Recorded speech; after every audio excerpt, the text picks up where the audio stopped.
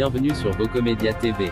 Si vous aimez notre chaîne, n'oubliez pas de cliquer sur la cloche de notification et de vous abonner pour ne rien rater des dernières actualités.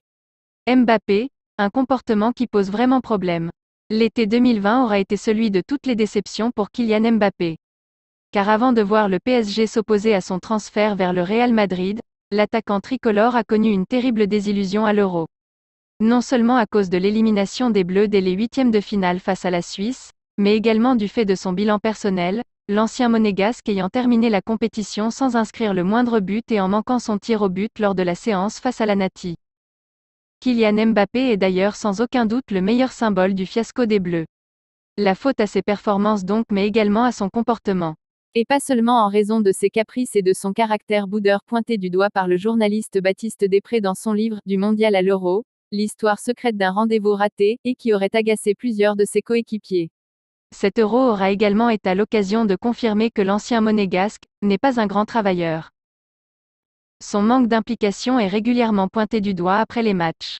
Didier Deschamps n'avait d'ailleurs pas hésité à le critiquer devant tout le groupe au lendemain de la rencontre face à l'Australie, 2-1, lors de la Coupe du Monde 2018.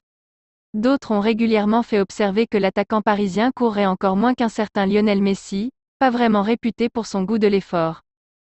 Ancien coéquipier de Kylian Mbappé au PSG et désormais partenaire de l'autre phénomène du football mondial, Erling Haaland, Thomas Meunier a d'ailleurs donné du grain à moudre aux détracteurs du français. Kylian joue toujours au football aujourd'hui comme il le faisait quand il avait 10 ans. Il n'y réfléchit même pas, il fait tout instinctivement et laisse son talent parler de lui-même. Erling agit plus en adulte. Il est moins talentueux, mais il travaille très dur.